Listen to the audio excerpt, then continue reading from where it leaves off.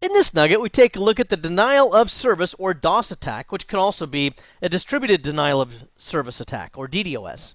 First of all, we take a look at why DOS would exist at all. Why would you even want to do it? We'll take a look at some definitions and examples of DOS and DDoS attacks that have occurred. We look at some of the methods that could be used, and specifically some common tools, and I'll demonstrate a couple of those for you. Then we'll take a look at DOS prevention techniques, which hopefully will help to prevent you from being the victim of a DOS attack. Did you ever have one of those days where you show up at work and you got a bullet list of things that need to get accomplished and you're feeling really good about it, and then right when you're ready to dive into work, somebody comes by the cubicle and wants to tell you how their weekend was and all the stuff that they did? Well, thank you very much. Have a nice day. Please leave me alone so I can work. And then somebody else comes by and they want to sell you Girl Scout cookies. Well, now that actually might be a legitimate reason to be interrupted. I have never turned down Girl Scout cookies, people, so that's good.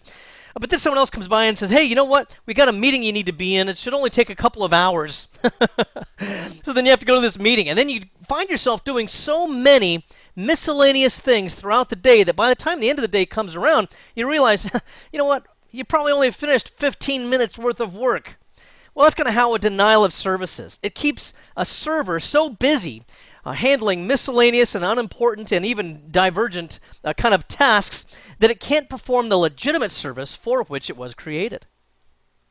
And that takes us right to our definition of a denial of service, which is an attempt to prevent a computer or service from being available. Or if not just being available at all, at least slowing it down to the point where it's no longer able to perform its business function as quickly and efficiently as it should be. You know, I did this a couple of years ago where I was coming up with a list of a lot of examples here, and I thought about updating the list, but guess what? As I was researching this, the list is pretty much the same. A lot of these are still players on the denial of service problem list. Twitter and Facebook sometimes, well, actually constantly, still get hit with denial of service attacks. A lot of these are just people trying to show off, proving that they can knock something off. They don't really care much about it in terms of a business sense, many of them. They just want to see if they can do it. Same's true of Google, Yahoo, Amazon, eBay, a lot of government sites. You may have seen that sometimes with government sites where there's a hacktivist, for example, that wants to make a political statement or object to something that a branch of government is doing. And if they don't do a denial of service, they may also do some kind of a defacing of that website. Then there's WordPress. Actually, I just found this one. This is some new information. WordPress is a very popular service for a lot of web hosting and websites. And what I want to show you here is, let me just open up this web page right here. If we take a look at this, you know, it's kind of a long URL, but it's an easy search there if you go to the security.net blog. And what we have here is this March 10th article of this year. And there's a distributed denial of service attacks that are going on from WordPress websites. In other words, what's really going on here is multiple WordPress websites are being used to attack another WordPress website. It's all kind of internal that way, and people have figured out how to make that happen. And that's because there's something there called pingback, which unfortunately is enabled by default in these distributed denial of service attacks. So I'll leave that to you if you want to look at that some more, but that is actually very good reading there. If you want to take a look at that, I would definitely recommend it. And then a few years ago, Bank of America also got hit. You see, they were going to try to charge $5 just to use their debit cards, you know. And if you wanted to use a debit card, you'd have to pay $5 a month. Well, this became a real big black eye for Bank of America, not only in terms of their public image, but also a target of, I think it was the anonymous hacking group that went after them with the DDoS attack, and it made their website really slow or unable to perform service at all. And also, other banks were starting to also say, hey, if Bank of America can charge $5 more to use debit cards, maybe we can too. A lot of other banks jumped on the bandwagon and we're going to start doing that, including my bank. And then when Bank of America got hit with all of this and the big public relations issue that this became, they relented of the $5 charge, and so did all the other banks, because they didn't want to become the victim the way Bank of America did. And that kind of brings us to the motive for why do a denial of service attack. By the way, most of these right now, I didn't put it anywhere else in the slides, I don't think, but a denial of service attack on its own is usually one computer attacking another computer and trying to bring it offline.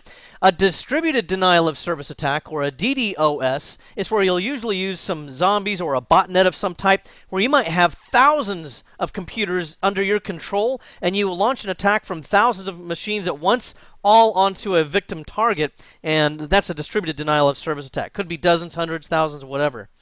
And by the way, a single web server usually will have about 1,000 times more processing power and capabilities and bandwidth than an average home computer. So it's much to the advantage of a hacker to try to exploit one web server, for example, and then use it as a staging area as a denial of service attack against other web servers. So one of the reasons why they do a DOS attack is just vandalism. We found out that a lot of the people that are doing this are folks that hang out in kind of a hacker underground, and they just want to prove themselves. Many of them are under 18 years of age, and it just kind of gives you really good bragging rights or makes you elite, which is the hacker way of saying elite. So, vandalism just to prove a point, for example, is one way. Hacktivism is another way. For example, WikiLeaks used to receive donations by PayPal. PayPal decided, hey, we're not going to support WikiLeaks anymore and let them use our service to receive donations. So hacktivists did a distributed denial of service attack against PayPal. Okay, so again, they wanted to make their political point there. Now, there's some other reasons here that might surprise you. Gaming. Remember when I said that a lot of these hackers are actually under 18 years of age? Well, a lot of people that have a lot of spare time are involved in a lot of games, right? Online games and things. And this becomes another really big thing of bravado and being able to have bragging rights and things like this. And there are certain gaming groups that are working against other gaming groups, and in order to get an advantage over your gaming servers, we'll send a distributed denial of service attack against it to slow it down. That gives our gaming server the upper leg, since hopefully at least we're not also being hit with a DOS attack. Similarly, one gaming group might be mad at another gaming group because maybe they're sore losers, or maybe they're just being poor sports in any one way or another, or they were just insults hurled and back and forth. And so maybe they just want vengeance. This also is another big reason why a lot of these denial of service attacks occur. And believe it or not, there's also competing DOS groups. Actually, they're mostly DDoS groups. And these are hackers for hire. Yeah. You see, this is DDoS 1, one group. This is DDoS 2, and maybe there's a potential customer down here that they both want to get hired for. Well, if DDoS 2 thinks that DDoS 1 is trying to get that business, they might launch a distributed denial of service attack against DDoS 1, bring them down, make them look bad so that they can then get the client. Ironically, this will really surprise you too. Ironically, a lot of these DDoS groups are being protected by an organization, that's a company, a legit company, known as Cloudflare. Cloudflare, its whole purpose, or part of its purpose, is to protect companies against DDoS attacks. Well, if I'm DDoS 2, and I know that I could potentially get attacked, I want to be able to hide behind Cloudflare so that I can then attack other people. But I don't want to get attacked myself. That's what Cloudflare is for. Another reason for this would be redirection of some type. For example, maybe we have NuggetLab.com here, and this DNS server, which is a legit DNS server, resolves that name for NuggetLab.com, and that's what allows our client here to be able to access NuggetLab.com in a legitimate way. However, maybe we want to steal the traffic from NuggetLab.com, and we want to capture people's credentials and have them fill out forms that include some sensitive information or something like that. All the while, we're pretending to be the legitimate NuggetLab.com, and we're really not. But we do a lot of, we copy a lot of the graphics off of NuggetLab.com and so forth, and we come up with our own fake NuggetLab.com. Problem is, nobody's going there because the DNS servers are directing them to the actual NuggetLab.com. So what we can do is hit a DDoS attack again against this DNS server, and then whatever the IP address here, let's just say it ends in .10, well, we can bring up our own server here that ends in .10, and as long as this one's not able to respond, not even able to get a breath, and is completely locked up, then we can bring up our own DNS server and start to service those requests, and of course we're going to send them to our fake NuggetLab.com and start to do our damage for this redirection. So what kind of methods do hackers use for a denial of service? Now, before I get too far into this, I want to point out immediately, most of the methods I'm going to show you here are pretty old. For example, the ping of death, gosh, it's probably coming up on 18, 20 years old by now. And it's been gone for a long time. Most operating systems are patched against it. In fact, not only are most operating systems patched against receiving what we call the ping of death. Most of them are also modified in such a way that you can't even send a ping of death unless you use a special tool, maybe Netcat or something. Okay, so this ping of death, what it is if you send a ping packet that's greater than 65,535 bytes in size, it overflows the memory buffers on the victim. So you could send this large ping packet to, for example, an unpatched old NT4 machine and just totally cause it to blue screen or completely freeze up, can't move the mouse or anything like that. Okay, all modern operating systems will prevent this. So now no system will actually accept or receive a ping of death. And in fact, you can't even send one. You can't even send a ping of death anymore. Even if I try to do it on a Windows machine, any of them, or on my Kali Linux machine, it won't even let you do that, again, without some kind of a specialized tool. And by way of example, what I was saying is you can't even send these pings anymore. So if I ping -s, which is the size of the packet, which is 65,535, to even my old Windows Server 2003 machine, just says I can't do it. So again, that's kind of an old hack, but you still should know about it, at least in principle. Also, there's something called a TCP SYN flood. This is normally going to be used in a distributed denial of service. Although nowadays, you're more likely to see distributed denial of service attacks using NTP 123, which is a UDP protocol over port 123, normally used to synchronize time among various devices. But I'm getting ahead of myself a little bit. I'm going to show you another article on that one here coming up. Now, you know how a typical three-way handshake works, right? We've talked about that in the past, and most of you'll know this. So first thing that comes out is a SYN, and then a SYN-ACK, and then an ACK, okay, between the two parties that are exchanging this TCP connection. Now, the attacker will send out the SYN as the first packet, right? Now what will happen is the victim will send back a SYN-ACK innocently, assuming that you want to establish it's a normal communication. But the attacker never sends an ACK. It just remains silent. So this becomes a half-open TCP attack, TCP synchronization. Okay, and because it's left half open, it leaves that memory that was used for that also held open. And if you send enough of these, you can really flood a victim, and that's why we call it a TCP SYN flood. The SYN is also often sent from a spoofed IP address, so that when we send the SYN, you'll send back a SYN-ACK, but you don't send it to the attacker. You send it to some other unsuspecting person over here, some unsuspecting computer, and it receives a SYN-ACK saying, I wonder why I'm getting a SYN-ACK. And that's the end of it. Okay. So again, this depletes memory and makes the system unavailable. All right, so some additional DOS methods here. Again, a little bit of an older attack, but one's called an ICMP flood, and there's a couple of different types, or a few different types, that you might consider here. The first one would be a Smurf attack, and this is where a packet will be sent to the broadcast address of a network. So here, if I've got a network and I've got all kinds of hosts off of it, okay, and then I've got a victim right down here, then if we're able to sneak into here and we're sending a broadcast, then everybody's going to receive the broadcast, right? That's the point of a broadcast. And then when it gets a reply, the source address of the broadcast has been spoofed to point to the victim computer. So everybody's going to be sending their replies down to this victim. And I know this kind of looks like some kind of strange drawing here. Looks like something that would come out of your vegetable garden. Anyway, the point is, now this poor victim down here is getting responses from all of these people that initially received the broadcast. And because of that spoofed address, they think it all came from this poor guy. So they're going to attack him with an ICMP flood attack or a Smurf attack. Also, the Fraggle attack is the same as the Smurf attack, except that the Smurf attack uses TCP. The Fraggle attack uses UDP. There's also a ping flood. This is probably, again, also not as popular as it used to be because there's so many network devices and hosts nowadays that don't even allow pings in the first place anyway, so it's kind of hard to overwhelm it if it never receives the ping. But anyway, the purpose of this is you want to overwhelm ping requests, and this is going to be especially effective if the attacker has higher bandwidth. And that's where, again, you're trying to get into larger organizations or organizations that use a lot of bandwidth because you want to steal that and send out a huge ping flood. Now, you heard me mention something about NTP earlier, didn't you? Well, let's talk about what NTP is, and we'll take it from a Windows perspective, for example, but it's used across virtually every operating system.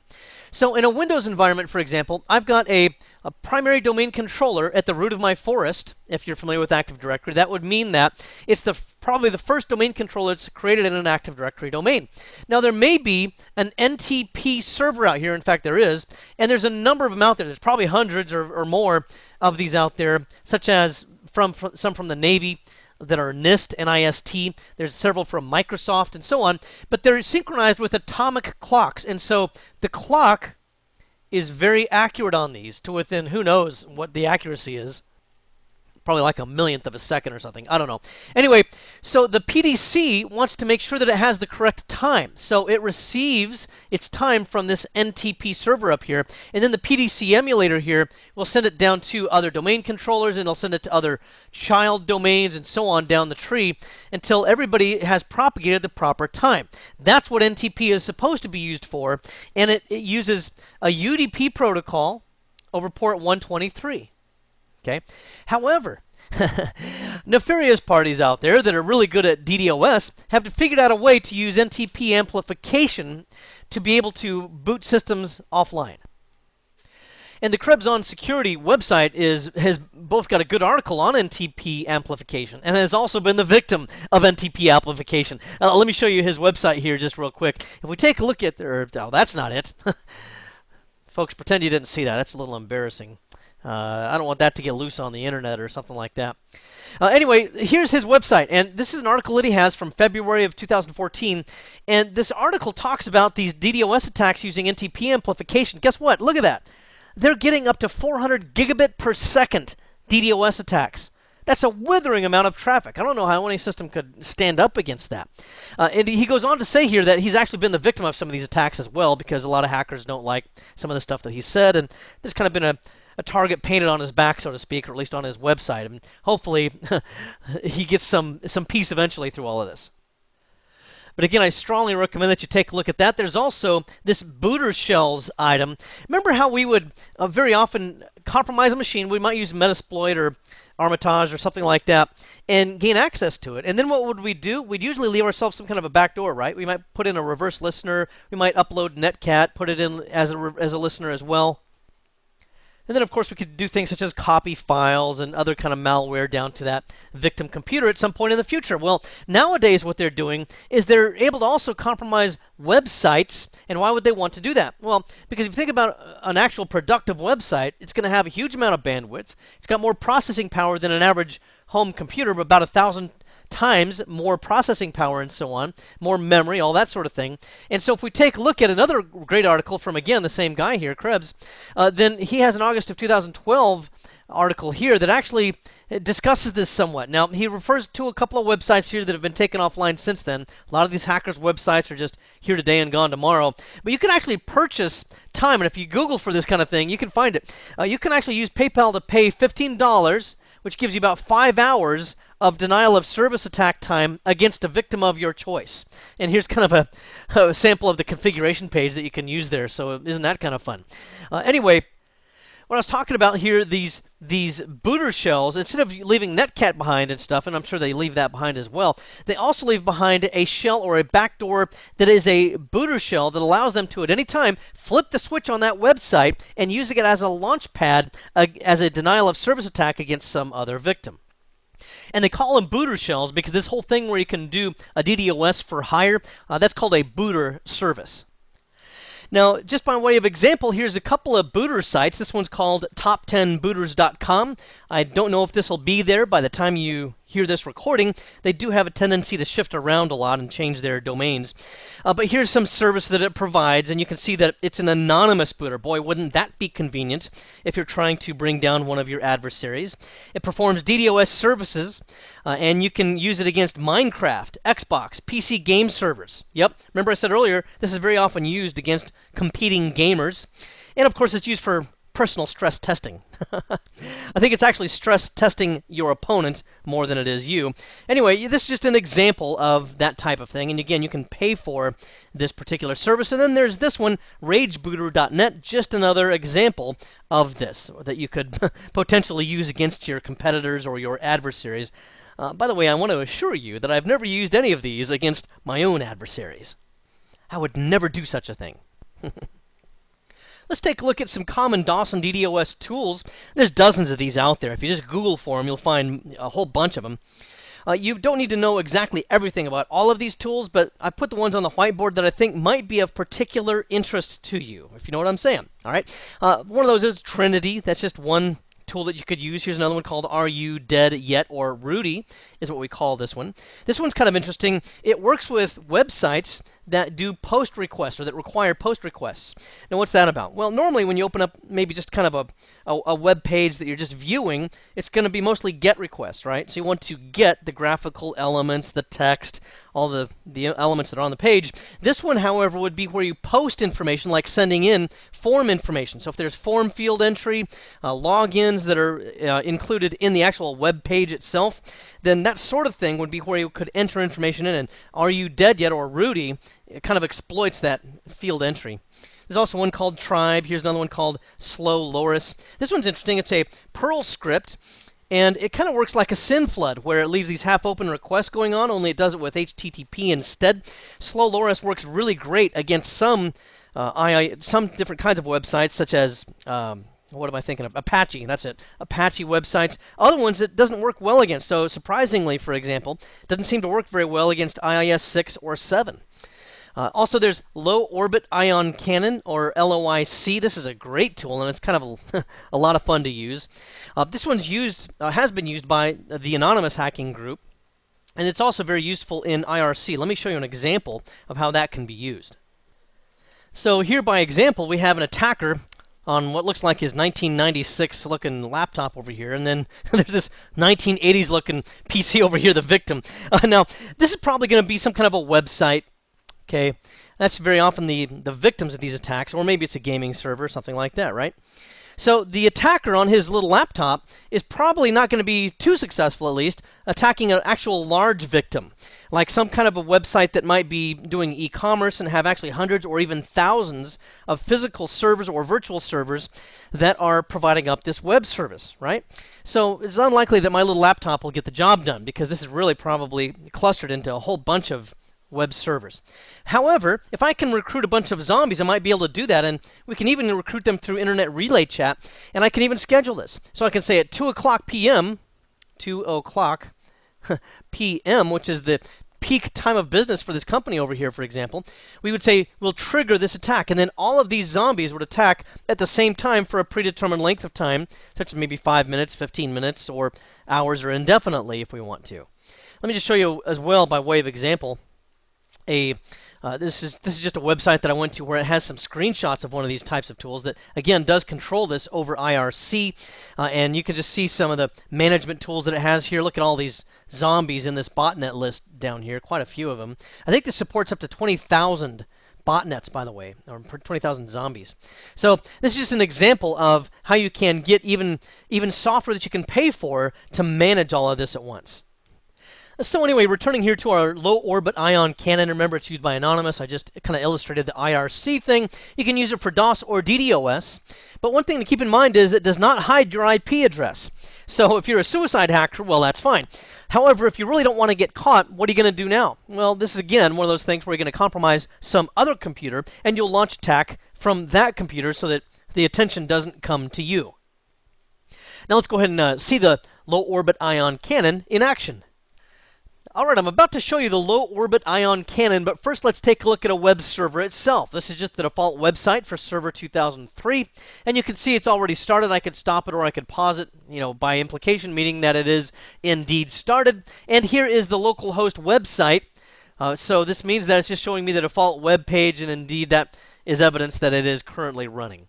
Also, I'm going to go to an attack computer, which we haven't really seen here in this series. Just a normal Windows 7 computer that I use for a few other things. And here I've downloaded and run loworbitoioncannon.exe. It comes in a zip file normally, but you just extract the zip and run it. Now, the next thing I want to show you, though, is a couple of things, actually. Look at this, pratox.com. This is kind of weird. If I go to that website, then it takes me here. Now, that looks very suspicious to me. You may have seen a lot of these kind of websites in the past. I don't know if they're some kind of hijacked sites or whatever, or if they've been bought by somebody else and then repurposed to send you to these links, but these look very suspicious to me. I've seen a lot of malware come down through these kinds of pages, and it's just almost instinctive that I'm not going to click on anything right now. Also, though, I'm going to go to another page here, and I'm just going to go to the actual URL from across the network so that I can access that same default website. And we're going to see if we're able to access that website once I start my attack. But back here, you can see that there's some humor in all of this. One thing that I think is kind of funny is you're supposed to enter in a URL or an IP address and then click Lock On to select that target. If you click Lock On or any other buttons before you're actually ready to use them, then it will open up a dialog box saying, "What the blankety blank are you doing?" or something like that. And it's actually pretty funny. But given that this is a family show, I can't really show you the dialog box, or else I would. So I'm going to enter in the appropriate IP address and choose Lock On. Then we will specify a subsite if we want to, like a virtual directory. So for example, sometimes I've brought down certification authorities. I probably shouldn't admit which ones I've done, but they have a URL there that ends in Cert/serve for the Microsoft versions of those. And so I've brought down those websites. Over here is a TCP UDP message. This will actually appear in the packets. If an administrator wonders why the website's gone down and does a packet trace, he'll be able to look in the packets and see the insult being hurled across the network at him. So we'll just say, "Hey, losers," something like that. And then we'll give it port 80 because that's the default. Otherwise, it might be, whatever, 443 or something. I've been having pretty good luck with UDP lately, so I'm going to stick with that one. But you can also do, as you saw there, let me enter this in better. You can also do HTTP or TCP, and you can also adjust the speed for stealth if you want it to be slower. But again, it doesn't mask your IP address, so it's a little bit obvious anyway. So I'm going to go ahead and hit it hard here and go with the fastest possible. And then this is the button you want to click when you're actually ready to do all of this, and you just click right here where it says, "I'm a-charging my laser." So I'm going to click the button, and we'll see what happens. And first, let's go back over to our Server 2003 server, and I'm just going to click the refresh button here to try to reload this page. And right now, it's not responding to me at all. Even clicking the button doesn't really do anything. Click Home doesn't do anything. Search, any of these buttons, I can't even gain access to the operating system. In fact, if I click on this console in the background, this thing is so locked up right now that there's really nothing I can even click on. That's how wicked bad this thing can be. Let me go back over to my Windows 7 machine. You can see we've already sent out, I don't know how many that is, like 1 million or something, or 150,000? I don't know. I can't even read it. It's going by so fast. But let me open up the web page here for our host. And now, of course, this is the same web page that I saw earlier. But if I try to refresh the page, notice that we just get a spinning circle here. It's really not refreshing this. We can still see it because it's cached and it's still left over there. But if I were to go there for the first time or something, I wouldn't be able to get to it. In fact, let me just do it that way. Let me just go ahead and go up here, and I'll just go to my under construction page for W2K3, and I clicked on this right here, and it's just not letting me even get there. Let me try it another way. I'll just go ahead and type in here w2k3.nuggetlab.com. Oh, it came up that time. Let me just refresh again. Sometimes it will come up periodically, but then once again, yep, I still got nothing. So you can see it's really having a hard time serving out that page, and I'll probably have every 1,000th customer able to actually get through here. So when you're done with this, you just click on the same button here, and it'll stop flooding that network. Now, I do want to show you something kind of fun. I did a network capture while this was going on, and it sends out so many packets that you can't really capture much, or else it'll lock up the machine you're actually hacking from. It'll stop responding. Now, here's one of the first frame I got. It was showing, here, let me go up to the top. This is the first frame in the entire capture. And of course, we're sending out a ton of UDP packets right here over port 53. Notice what it says down here in the hex data. Can you read that? "Hey, losers." Right there. Okay, so once again, that's our taunting message to those administrators that are going to try to figure out why their website's not working. So we'll move along here. Now, XOIC is another tool that you can use. It's very similar to LOIC, or the Low Orbit Ion Cannon, just another tool. I'm going to skip Hulk for now. We'll go to Tor's Hammer, though. This one's kind of interesting because you can actually run this one through the Tor network, or the Onion Router network. Obviously, the advantage there will be it'll be virtually impossible to track back to you. So that's a very cool advantage. And then I would remember that all of these are distributed denial of service tools that you can use. And these would include Trinu, WinTrue, Strackledracht. I'm not even sure I'm pronouncing that right. And then T-Site. Just be aware of the fact that all of these are tools that you can use in a DDoS, among many others which I've already talked about as well. Now let's take a look here at Hulk. Now Hulk is actually a script. It's a Python script that you can run. Very simple syntax, and it's extremely effective. Let's go ahead and take a look at it. Alright, so here I've gone to my Server 2003 server where you can see that I obviously have IIS running. And there it is definitely running. And if I open up a web browser here and go to localhost, as you can see here, it just opens up that default web page, which is really pretty boring. But it's about to get even more boring because we're not going to allow anybody to open it up at all, or even really slowly. So how are we going to do that? Well, I'm going to go over here to my Kali Linux machine, and I've downloaded Hulk.py. It's a Python script, and it's not part of Kali Linux, so you'll have to get it. So I'm going to go run, let's see, I'm on my desktop there. Okay, so I'm going to type Python, and then I probably don't have to do the // but I will anyway, just for good measure.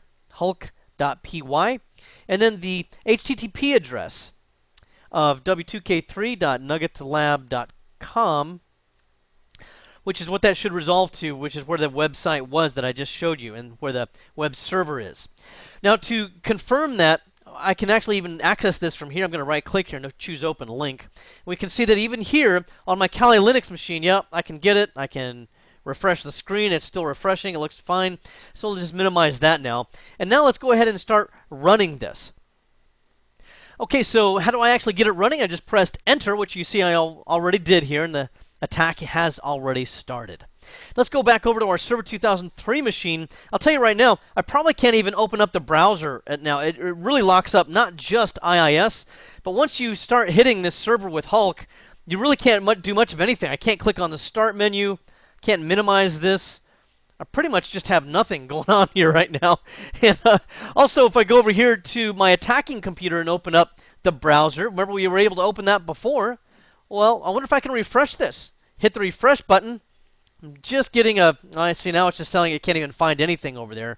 So it just really pretty well effectively shut down that web server entirely.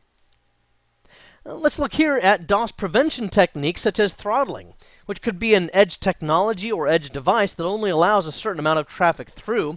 There's also IDS and IPS, which could possibly work in conjunction with throttling, because throttling by itself is not usually enough. So you'd have to add some other things to it. This would be able to also identify malicious traffic specifically, and also DOS traffic, which could at least alert you and hopefully prevent some of it. You may also have black holing, which is really just a method of ignoring the DOS traffic, and especially distributed DOS traffic. There's also sinkholing, which could allow some of the traffic in, but only really for purposes of shoveling it off into an area where it could be studied and tracked back to a source. That might be useful for identifying where the traffic is coming from. And then there's clean pipes. This might be an ISP technology where they'll allow the traffic through, but then analyze it and determine which traffic is legitimate and which traffic is DOS traffic or DDoS traffic, and then allow only the legitimate traffic to get through to its destination. You can also use a service such as Cloudflare or Prolexic. Boy, those are tongue twisters. Anyway, with these kinds of services, they will do the analysis for you and hopefully help prevent the denial of service or DDoS attacks from getting through to your site. In this nugget, we took a look at the denial of service, which is also known as DOS or DDoS if it's a distributed denial of service. We looked at why people do these kinds of things and what the goals are. We looked at some definitions and examples of companies, for example, that have been victims of denial of service attacks. We looked at methods that are used, and we looked at a couple of the common tools as well by way of example. And then we looked at DOS prevention techniques.